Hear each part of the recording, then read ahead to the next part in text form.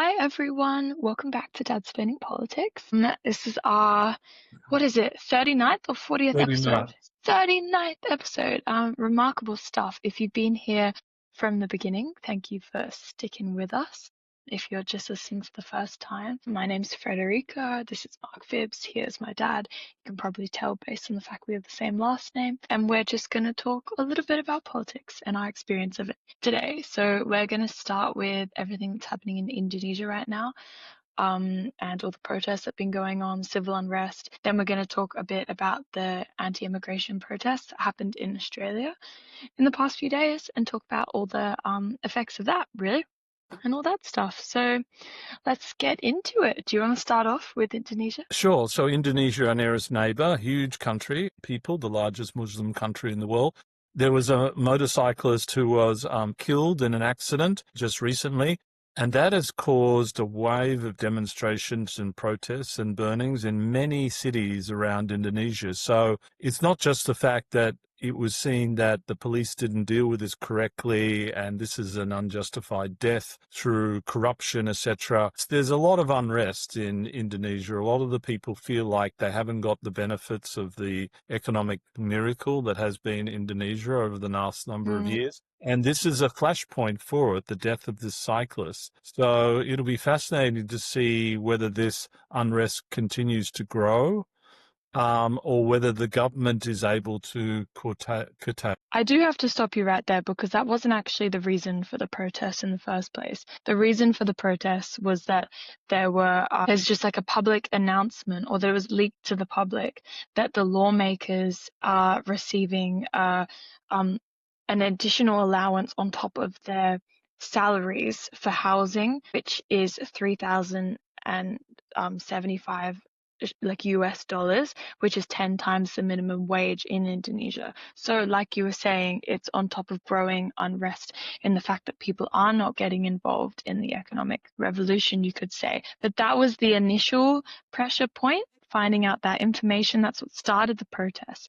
And then following that, at one of the protests, there was a delivery driver just doing his job. He was delivering some food, and in the midst of it, a police car, which was there to control the protest, ran over this obviously innocent civilian, which really plays into the core ideas of the protests themselves, right? Like class, like wage inequality, etc., and not having the right like labor programs for people in Indonesia.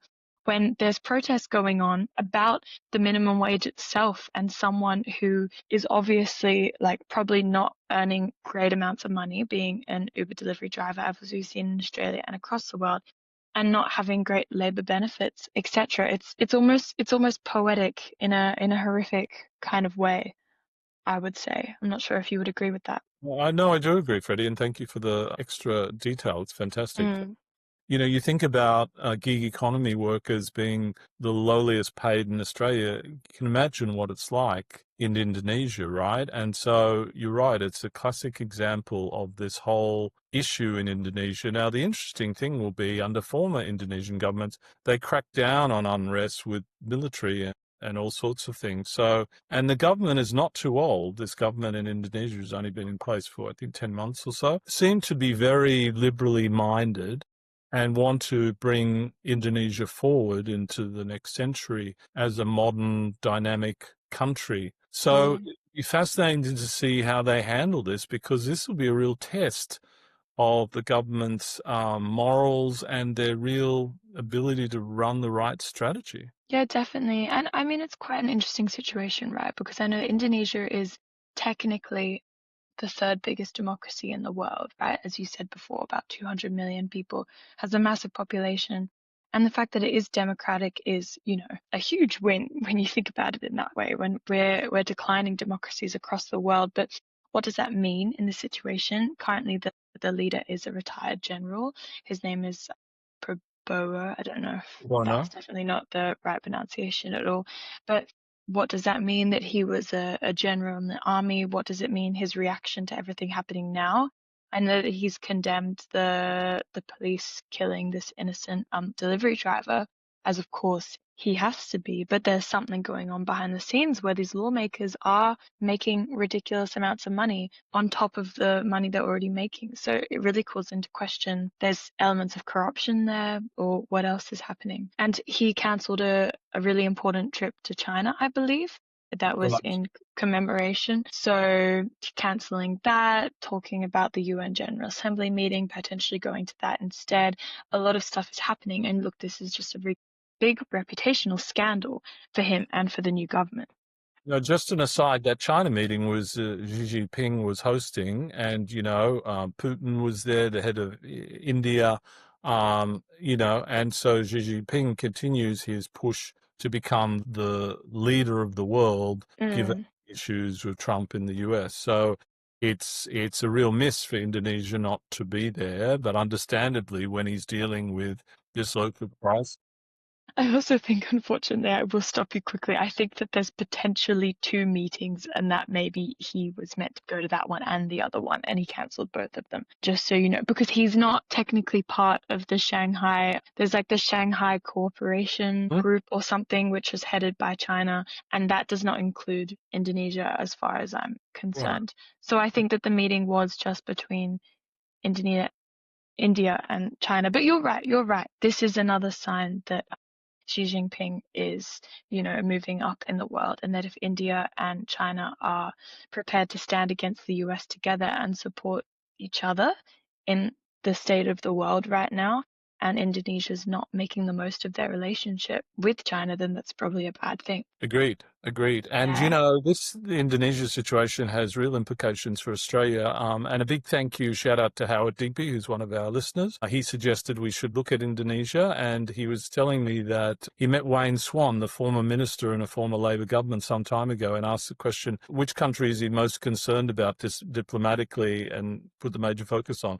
And he quickly said Indonesia. All right. Mm, Australia's neighbour, and it's a huge democracy, as you were pointing out. So yeah. this has Australian implications if it's not brought under control in the right way. Yeah, definitely. And I think we underestimate it a lot, as Australia always tends to do. We overlook these massive countries and economies that exist so close to us and could be benefiting us a great deal, but instead we look farther afield to find our allies. And maybe it's a new era, maybe it's a time to look towards our closer regional partners instead. But Indeed. yeah, no, it was a great suggestion from Howard Digby, your friend. It's wonderful. But yeah, I'm not sure. Do you have any other comments to make on that? No, no, let's move on to the immigration protests in Australia that happened Mm-hmm. weekend. It's been a big time in all the mainstream media over the last few days or so. So for Yeah. those listeners who aren't up to date, there was Advance Australia protests, i.e. anti-immigration protests in several major cities throughout the country. Not huge numbers of people, like in the realms of 5,000 or that sort of thing. Nothing like the Recognising Palestine protests, March for Humanity protest. March for Humanity protests, which, be 100,000 people, etc. But still, Mm. it's unusual for Australia to have an organised body that's looking at this. Now, many people say, oh, they're doing it because of the cost of living and the lack of housing and blaming immigrants for that.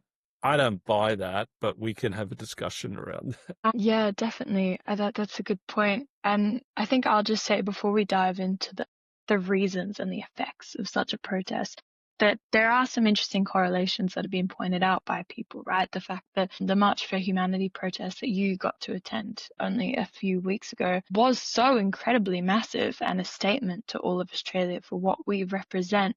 And it seems like this March for Australia protest, which when you hear it, you think March for Australia, what a beautiful thing. Why would I not want to take part in something like that? But then you hear the reality of what it is, and it's a bunch of neo-Nazis supported by regular Australians who are potentially fed up with the situation or feel like they're not being heard and want their chance to walk across the harbour bridge.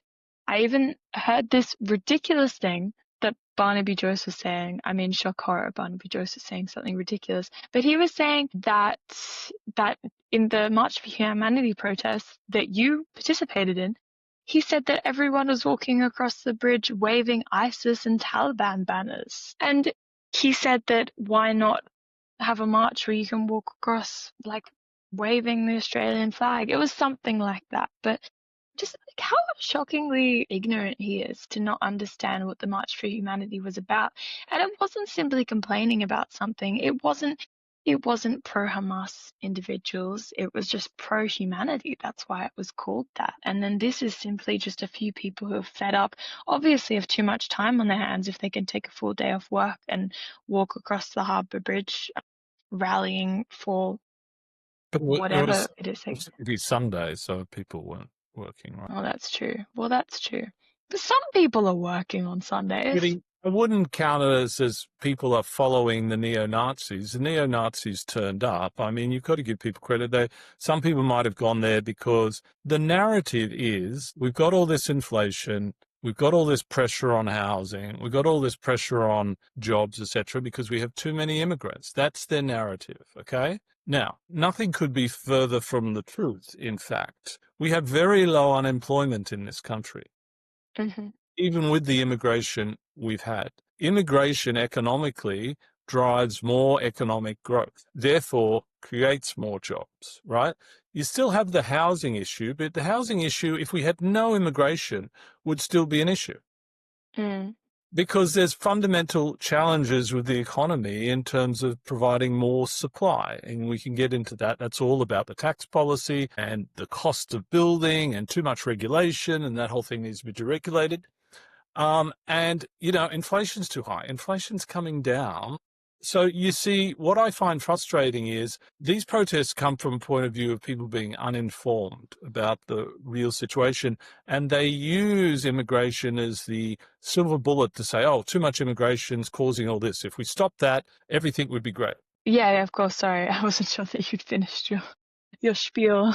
But yeah, no, I completely agree with that. And I think it is important to just lay out the facts on that and lay out the fact that Australia has focused for a long time on just expanding urban centres. So pushing to the edges of Sydney and building further out rather than focusing on building housing within the city and in the urban center to point of what's going on, because that's where we need housing, right? So there's a whole number of issues which have caused this. We're not going to get into the housing crisis right now and identify all the factors that have caused it.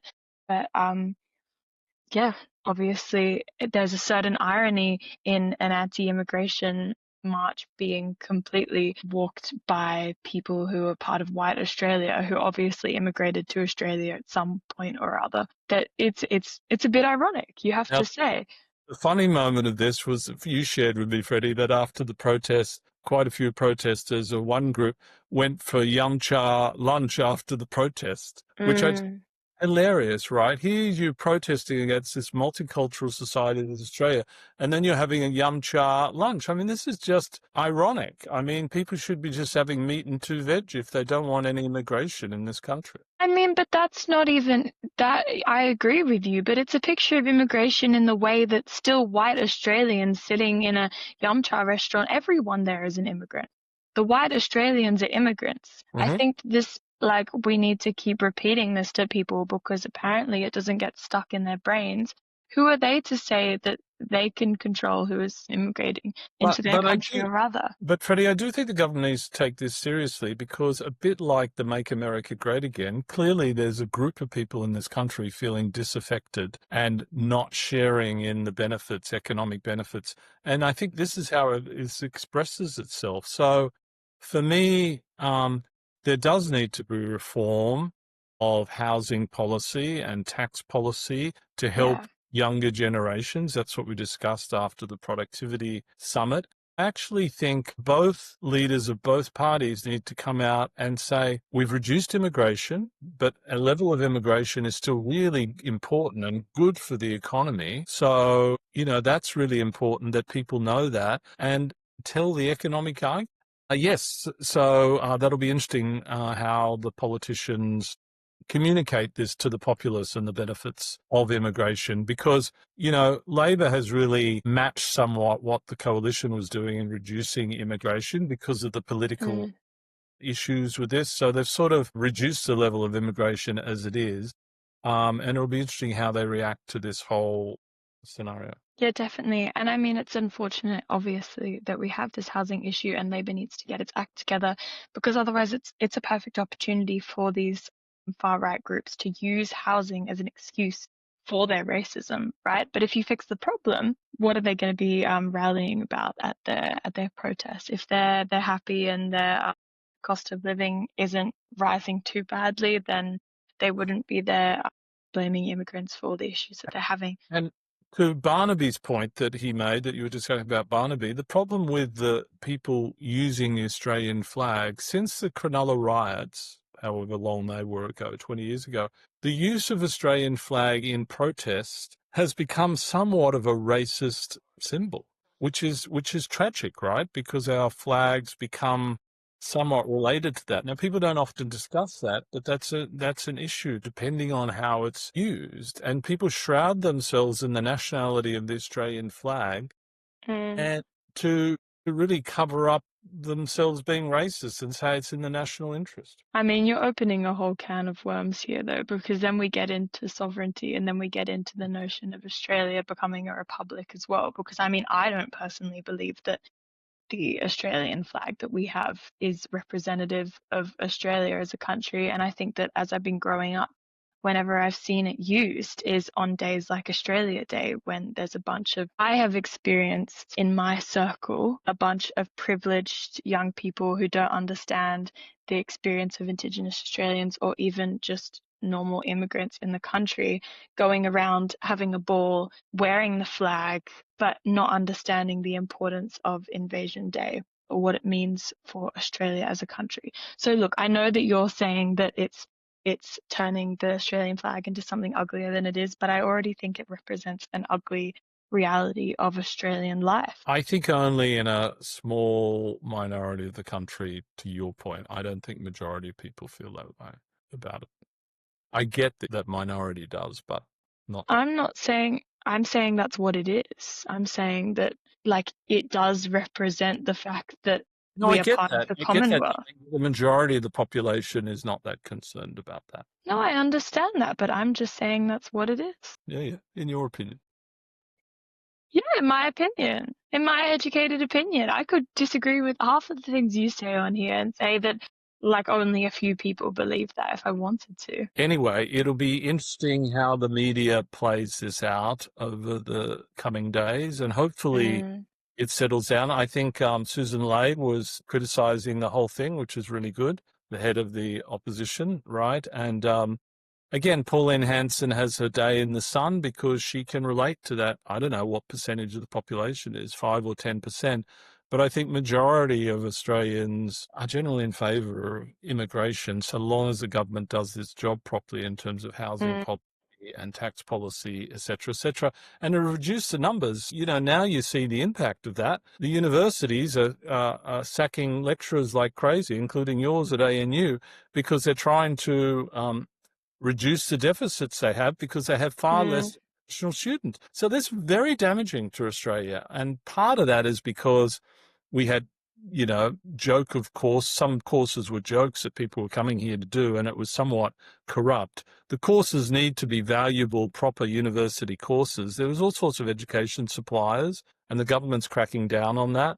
So, but for legitimate courses, there should be no limit, in my view, to the number of international students who can pay and come here to do that, because that is so beneficial for Australia long term, them getting to like the country, relating to the country, and they go back to their own country in the future and they have a positive impression of our nation. Look, I would also beg to differ that this narrative is probably coming from the same people who are at the anti-immigration protest the other day. I mean, who cares about like a couple thousand people who come here to do a bit of a joke course just in order to stay in the country for a few years? I mean, I know that maybe it seems like a big issue to some people, but there's not a million, like foreign nationals coming in to do these courses, maybe a small number of them. But I think most people are here to really go to university. And they're paying to do it, so they want to get a return, right? Exactly. So Australia's still benefiting from it regardless. The universities are benefiting. Our services sector is the biggest thing that we depend on really Of for course. And economic growth at this point. the tragedy is Australia is a good leading player in the international education services market, but it's a competitive market. So when Australia makes it harder, they go to the UK or they go to Singapore or they go to the US or Canada or wherever. So it's a Yeah. No, definitely. And I mean, it's an interesting thing as well because like we're talking about massive decreases in immigration, but I guess compared to COVID, when obviously the number was at zero, people feel like there has been an increase simply because it is returning to regular levels that we had prior to COVID. People believe that something has changed when it really hasn't.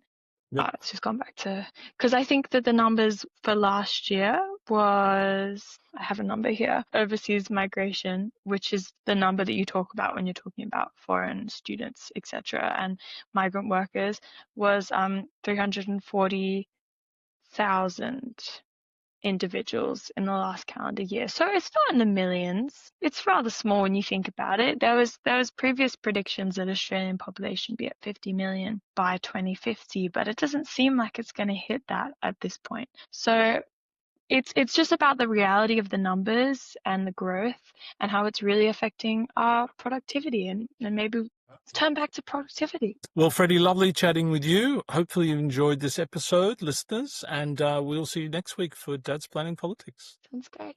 Bye.